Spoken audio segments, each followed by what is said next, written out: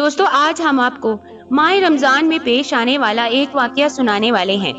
اللہ والے اور لڑکیوں کو کھانے والا بڑا سانپ اور غیر مسلم لوگ بھی رمضان کے شریف مہینے میں یہ واقعہ سنیں اور دوسروں کے ساتھ بھی شیئر ضرور کریں۔ دوستو کہا جاتا ہے کہ ایک بستی تھی جہاں تمام غیر مسلم لوگ رہا کرتے تھے۔ وہ لوگ بڑی ہنسی خوشی اپنی زندگی گزار رہے تھے۔ اب تک وہ انجان تھے کہ وہ کیا کر رہے ہیں۔ خوبصورت وہ ہستی تھی، اچانک وہاں پر آفت آ گئی۔ ایک بہت بڑا ازدیا یعنی ایک بڑا سا سانپ اس بستی کے راستے پر آ کر بیٹھ گیا۔ وہ ازدیا کوئی عام سانپ کی طرح نہیں تھا، یعنی عام جو بڑا سا سانپ ہوتا ہے اس کی طرح وہ نہیں تھا، بلکہ ایسا لگتا تھا کہ زمین کے کسی خاص حصے سے نکل کر وہ باہر آیا ہے۔ وہ اس جگہ پر آ کر بیٹھ گیا اور وہاں سے ہلنے کو تیار نہیں تھا۔ اب جو کوئی بھی وہاں سے گزرنے کی کوشش کرتا وہ اسے زندہ نگل جاتا۔ وہ غیر مسلم لوگ اس سے بہت پریشان ہو چکے تھے۔ زندگی گزارنا بہت کٹھن ہو چکا تھا، کیونکہ گاؤں سے باہر ایک صاف پانی کی ندی بہتی تھی جہاں سے وہ لوگ پانی بھر کر لایا کرتے تھے، اور ان کے کھیت بھی گاؤں کے باہر تھے۔ رزق کیسے ان کے پاس آئے گا؟ نہ پینے کے لیے پانی تھا اور نہ کھانے کے لیے اناج۔ سخت مشکل کی وہ شکار ہو چکے تھے۔ جب کوئی حل انہیں نظر نہیں آیا، وہاں کے پنڈتوں نے پوجا پاٹ کرنا شروع کر دی اور بستی کے لوگوں سے کہا کہ سن لو اے بستی والو، ایسا لگتا ہے کہ ہمارا دیوتا ہم سے ناراض ہو گیا ہے، اور یہ زمینی آفت جو آئی ہے اس کو ٹالنے کا ایک ہی طریقہ ہے۔ ہم سب یہاں آ کر پوجا کرتے ہیں۔ وہ مسلسل ایک ہفتے بغیر سوئے پوجا کرتے رہے۔ سلسلہ یوں ہی جاری رہا۔ جو لوگ بھی کمزور ہوتے وہ بے ہوش ہو کر گر جاتے تھے۔ ویسے بھی پانی اور اناج کی بڑی قلت تھی، اسی حالت میں ان کی موت بھی ہو جاتی، لیکن لگتا تھا کہ یہ زمینی آفت چلنے والی نہیں ہے۔ ان کے درمیان ایک بوڑھا پنڈت بھی موجود تھا۔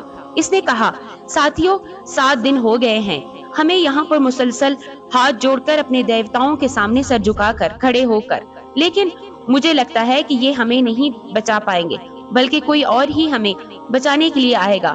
مجھے لگتا ہے کوئی مسلمان یہاں آ کر ہمیں اس عذاب سے چھٹکارا دے سکتا ہے۔ کچھ لوگوں نے یہ بات سنی تو کہا، ہم نہیں مانیں گے اس بات کو، ہم مر جائیں گے لیکن ہم ایک مسلمان کو یہاں اپنی اس بستی میں برداشت نہیں کریں گے، اس کے علاوہ کوئی اور راستہ بتاؤ۔ تو اس نے کہا کہ ٹھیک ہے، یہاں کی خوبصورت لڑکیاں جن کی عمر 15 سال کی ہو انہیں بھیڑ چڑھانا ہوگا۔ لوگوں نے کہا، کیا مطلب؟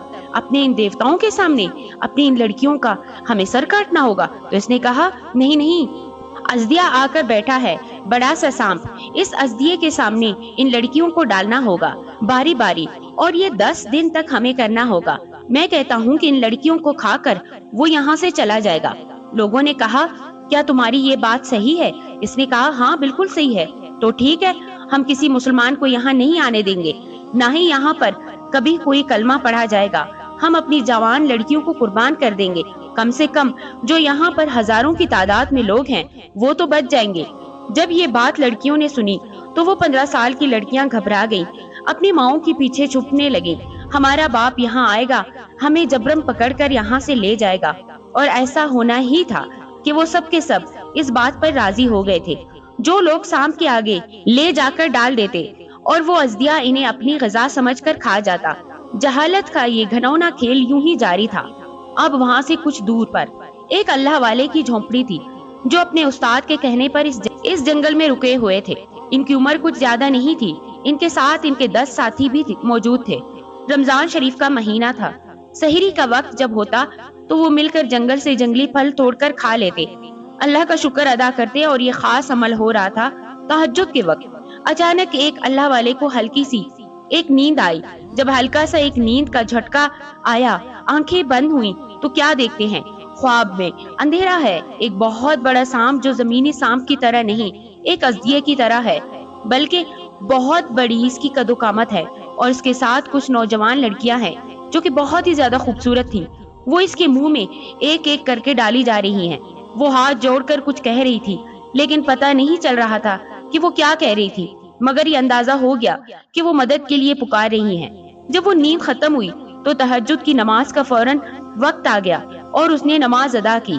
پھر سحری کرنے سے پہلے اپنے استاد گرامی، جن کو وہ لوگ بابا جان کہتے تھے، ان سے کہا، اللہ کسی کی مدد کے لیے مجھے طلب کر رہا ہے۔ استاد گرامی کہنے لگے، سچ کہا تم نے، جو خواب دیکھا ہے وہ خواب یہی کہہ رہا ہے، جو وہاں کی لڑکیاں تمہیں بلا رہی ہیں۔ اللہ تعالیٰ کی مدد آ رہی ہے اور تم جاؤ اللہ کا نام لے کر۔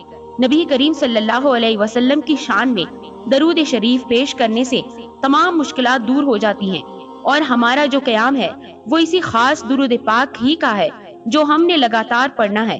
تم جاؤ اللہ کی راہ میں، دکھی انسانیت کی مدد کرو۔ بس پھر کیا تھا، سحری کی اور اپنے ساتھیوں کو لے کر لبیک کہتے ہوئے وہ نکل پڑے۔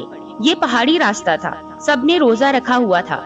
صبح کا وقت گزر گیا، ٹھنڈی ٹھنڈی ہواؤں کے جھونکے چل رہے تھے، لیکن جب ظہر کا وقت آیا تو وہ سب پیاس سے نڈھال ہو چکے تھے۔ پیاس کی شدت سے تمام ساتھیوں کا برا حال تھا، اور اللہ والے جو کہ خود نوجوان تھے وہ کہنے لگے، یہی تو کمال ہے ساتھیوں، روزے میں انسان صبر اور برداشت تو رکھے، یہی امتحان ہے بندے کے ایمان کا۔ چلتے چلتے افطار کا وقت ہو گیا۔ اللہ والے نے کہا، تم لوگ بہت پریشان ہو رہے ہو، دیکھو میرے بابا جان کہتے ہیں کوئی بھی مشکل آئے اور راستہ نہ ملے تو درود شریف پڑھنا چاہیے، درود پاک پڑھو، درود پاک سے مشکلات دور ہو جاتی ہیں۔ پھر ان تمام لوگوں نے درود شریف پڑھنا شروع کر دیا۔ اب اللہ کی مدد آ گئی، ان کے سامنے وہی ندی نظر آ گئی جس کا ذکر ہم نے شروع میں کیا تھا، میٹھے ٹھنڈے پانی کی ندی۔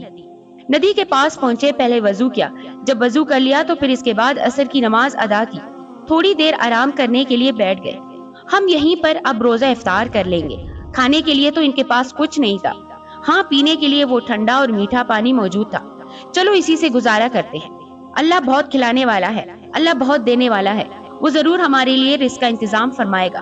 اب جیسے ہی افطار کا وقت ہوا، انہوں نے خوب جی بھر کر پانی پی لیا، روزہ افطار کیا، اللہ کا شکر ادا کیا، نماز مغرب سے فارغ ہو کر آ کر بیٹھ گئے۔ نماز مغرب سے فارغ ہو کر آگے بڑھے، انہیں گاؤں نظر آنے لگا۔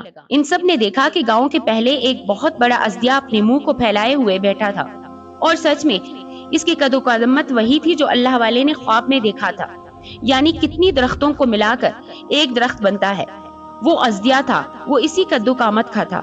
لیکن یہ کیا، کچھ لوگ ایک لڑکی کو جبرن پکڑ کر اس ازدیے کے منہ میں ڈال رہے تھے۔ اللہ والے چیخے، کہا ٹھہر جاؤ، کیا غضب کر رہے ہو، اس بچی کی جان کیوں لے رہے ہو؟ آواز سن کر وہ ازدیا بھی ان کی طرف متوجہ ہوا اور لڑکی کو منہ سے نکال دیا۔ ایک آدمی بولا، یہ 10ویں لڑکی ہے، آج اسے کھلا کر سب کے اوپر سے آفت دور کروا دیں گے۔ ہمارے پنڈت صاحب کہتے ہیں ہمارے دیوتا ہم سے ناراض ہو گئے ہیں۔ اللہ والے نے جب یہ سنا، ان کا چہرہ سرخ ہو گیا۔ اے احمق لوگ، تم نے کتنی لڑکیاں قربان کر دی ہیں؟ انہوں نے کہا، ہم نے 9 لڑکیاں اب تک قربان کی ہیں۔ اف، یہ تم نے کیا کر دیا، 9 لڑکیوں کو تم نے بلی چڑھا دی؟ یا عذاب الہی، میرے رب نے مجھے اس لڑکی کی مدد کے لیے یہاں بھیجا ہے، اب تم سب کے سب دور ہو جاؤ، اس 10ویں لڑکی کو تم اس کے منہ میں نہیں ڈال سکتے۔ کچھ ایسے غضبناک، کچھ ایسے جاؤ جلال میں انہوں نے یہ بات کی تھی کہ وہ سب کے سب لوگ ڈر گئے، ان کے دلوں میں ہیبت پیدا ہو گئی اور انہوں نے لڑکی کو چھوڑ دیا۔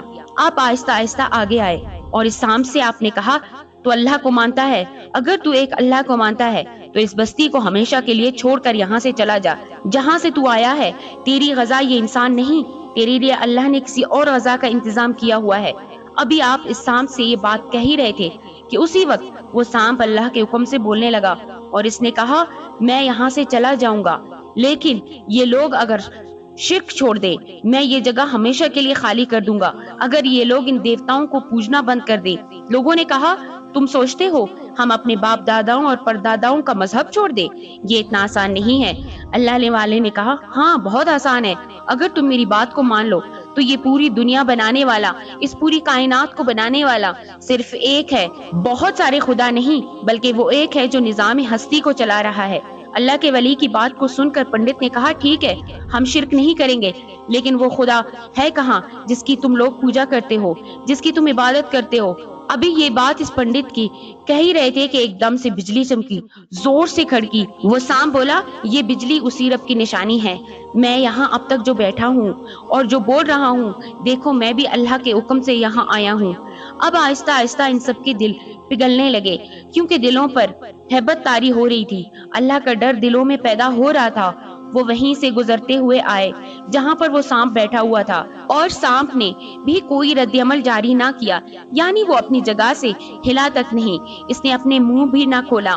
جب سانپ کے پاس سے اللہ والے کو آتا ہوا دیکھا، ان لوگوں نے ان کی آنکھیں حیرت سے پھٹی کی پھٹی رہ گئی اب تو ماننا ہی پڑے گا۔ اللہ والے نے ان سب کو کلمہ پڑھایا، لا الہ الا اللہ محمد رسول اللہ، اشہد ان لا الہ الا اللہ واشہد ان محمد عبدہ ورسولہ۔ میں گواہی دیتا ہوں اللہ کے سوا کوئی عبادت کے لائق نہیں، اور محمد صلی اللہ علیہ وسلم اللہ کے بندے اور آخری نبی ہیں۔ سب نے ایک زبان ہو کر کلمہ پڑھ لیا۔ یہ سن کر وہ سانپ جو وہاں پر اسی طرح بیٹھا تھا، ایسا لگتا تھا کہ جیسے کبھی بھی نہیں ہٹے گا، ایک دم جھٹکے سے پیچھے ہٹا اور جہاں سے آیا تھا وہیں چلا گیا، اور پھر واپس پلٹ کر کبھی نہ آیا۔ گاؤں والوں نے اللہ والے اور ان کے ساتھیوں کو خوب آؤ بھگت کی، ندی سے ٹھنڈا تازہ پانی لایا گیا، طرح طرح کے پکوان تیار کیے گئے، اور پھر سب نے مل کر سحری کی اور روزہ رکھ لیا۔ سبحان اللہ۔